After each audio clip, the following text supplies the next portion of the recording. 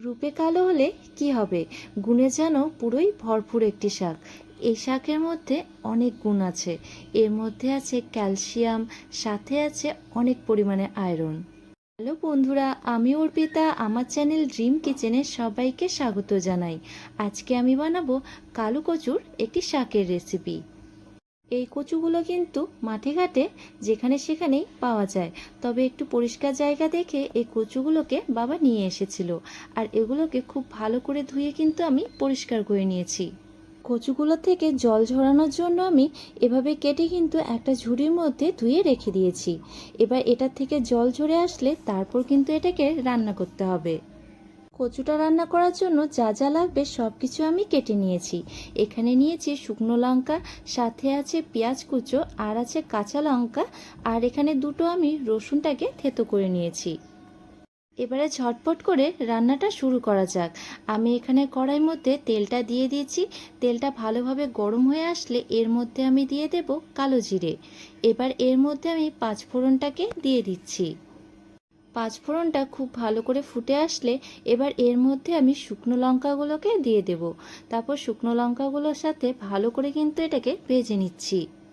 শুকনো লঙ্কাগুলো খুব ভালো করে ভাজা হয়ে গেছে। এবার এর মধ্যে আমি থেতো করে রাখা রসুন, কুচো করে রাখা পেঁয়াজ আর সাথে কাঁচা লঙ্কাগুলোকে দিয়ে দিলাম। এবার এগুলোকে কিন্তু খুব ভালো করে ভেজে নিতে হবে। এবার আমি এর মধ্যে হালকা একটুখানি হলুদ দিয়ে দিলাম। যেহেতু এটা শাক, তো এখানে বেশি পরিমাণে কিন্তু হলুদের প্রয়োজন হবে না। হালকা একটুখানি হলুদ দিলেই ব্যাস, তাহলে এটা হয়ে যাবে। এবার আমি এগুলোকে ভালো করে ভেজে নিয়েছি। এবার কচুটাকে দিয়ে দেব। কচুটার মধ্যে যেন কোনো রকমের জল না থাকে। কচুটা জল ঝরিয়ে ভালো করে কিন্তু এভাবে দিয়ে দিতে হবে। যে কোনো শাকের ক্ষেত্রেই কিন্তু আপনার লবণটাকে একটুখানি পরে দেওয়ারই চেষ্টা করবেন। অনেকজনের ক্ষেত্রে এমনটা হয় যে পরিমাণটা ঠিক করে বুঝতে না পেরে লবণের পরিমাণটা কিন্তু বেশি হয়ে যায়। সে কারণে আগে শাকটা খুব ভালো করে চুপসে আসলেই তারপরে কিন্তু লবণটা দেবেন। সম্পূর্ণ শাকটা দিয়ে এবার আমি এটাকে খুব ভালো করে ঢেকে দিচ্ছি। আর গ্যাসের ফ্লেমটা একদম হাই করে দিয়েছি।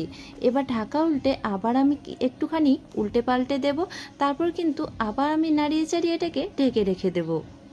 কচুটাকে কিন্তু এভাবেই একটুখানি ঢাকা দিয়েই এভাবে নাড়িয়ে চাড়িয়ে কিন্তু কচুটাকে রান্না করতে হবে। কোনো রকমের জল কিন্তু দেওয়া যাবে না, না হলে কচুটা কিন্তু অনেক বেশি গলার মধ্যে খুসখুস করবে। এ পর্যায়ে কিন্তু কচুটা আমার অনেক বেশি কিন্তু চুপসে গেছে, আর অনেকটা কিন্তু কমও হয়ে গেছে। এবার আমি এর মধ্যে লবণের পরিমাণটা ঠিকঠাক করে দিয়ে দেব। যে কোনো শাকের ক্ষেত্রেই আমি লবণটা পরেই দেওয়ার চেষ্টা করি। দেখুন না কতটা পরিমাণ শাক ছিল আর এখন কতটুকু হয়ে গেছে। এ পর্যায়ে গ্যাসের ফ্লেমটাকে মিডিয়ামে রেখে এবার আস্তে আস্তে কচুটাকে কিন্তু এভাবেই ভেজে নিতে হবে। কচু থেকে কিন্তু আস্তে আস্তে করে জলটা ছাড়তে থাকবে। আপনারা কিন্তু এর মধ্যে কোনো রকমের জল মেশাবেন না। আর এখানে দেখুন কচুটা কিন্তু খুব ভালো করে আমার ভাজা হয়ে গেছে। আপনাদের যদি মনে হয় কচুটা গলার মধ্যে ধরতে পারে, তাহলে কিন্তু আপনারা একটুখানি এর মধ্যে লেবুর রস দিয়ে দেবেন। তাহলে দেখবেন কচুটা কোনোভাবেই গলার মধ্যে আর ধরছে না। পর্যায়ে কচুটা আমার খুব ভালো করে রেডি হয়ে গেছে। এবার একটা প্লেটের মধ্যে কচুটাকে আমি তুলে নিচ্ছি। আপনারা তো জানেন কচুর মধ্যে প্রচুর পরিমাণে ভিটামিন এ থাকে, আর ভিটামিন এ শরীরের জন্য কতটা ভালো। আর এই কচুটা কিন্তু আয়রনের জন্য খুবই ভালো। যাদের রক্ত একটু কম আছে তারা কিন্তু এই কচুটা খেতে পারেন। আজকের এই রেসিপিটি আপনাদের যদি ভালো লেগে থাকে তাহলে ভিডিওটি লাইক করে শেয়ার করে দেবেন। আর আমার পেজটিতে নতুন হয়ে থাকলে পেজটি ফলো করে পাশে থাকবেন। দেখা হচ্ছে নেক্সট একটি ভিডিওতে।